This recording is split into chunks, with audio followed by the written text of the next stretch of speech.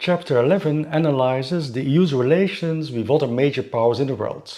The three global powers, the United States, Russia and China, the emerged powers such as Brazil, South Africa and India, and the various competing regional powers in the Mediterranean region and the Middle East, including Turkey, Saudi Arabia and several Gulf states.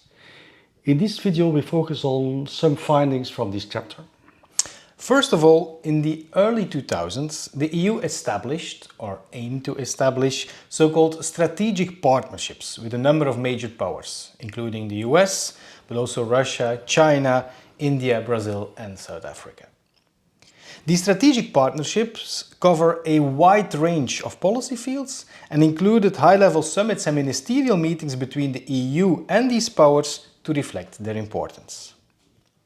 However, the label strategic partnership masked the fact that the EU and its so-called strategic partners had often very different views and interests, that the EU in fact considered only the US as its real strategic partner, and that most of the EU's elite strategic partners wanted to counter Western and European dominance in world politics and multilateral organizations, and they does not at all consider the EU as a genuine strategic partner.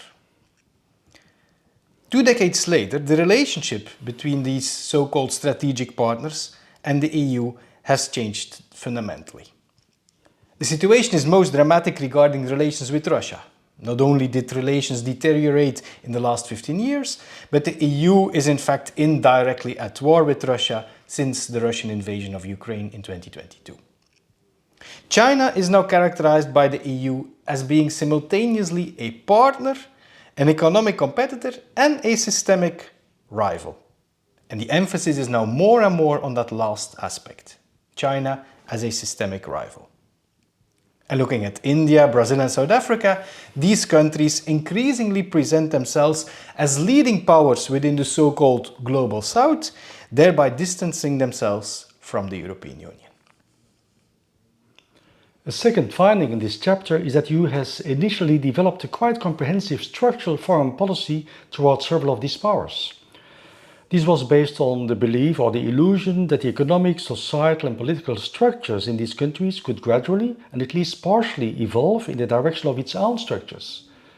And particularly in the 1990s and early 2000s, the EU aimed to promote structural changes through partnership and cooperation agreements and strategic partnerships with Russia, China and other countries.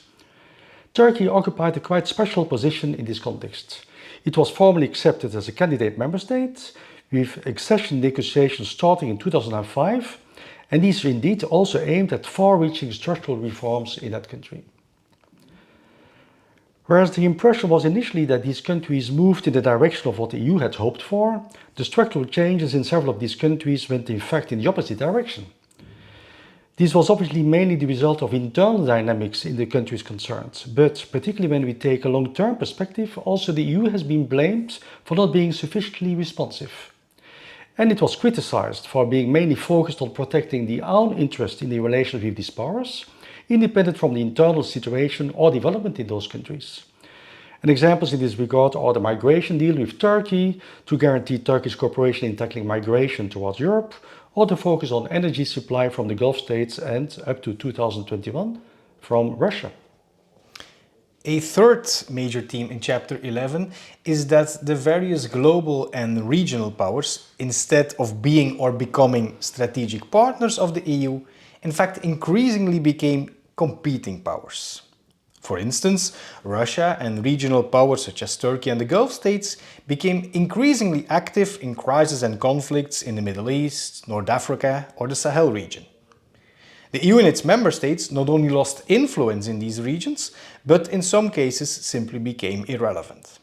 And equally important, China, Russia and the various regional powers also became more and more competing structural powers for the EU, as their political and societal model was increasingly seen by elites in other regions as potentially more attractive and successful than the models that the EU was promoting. This increasing contestation and decreasing international relevance of the EU's model also affected global governance and multilateral organizations, which is further explored in Chapter 12 of our book and in the next video.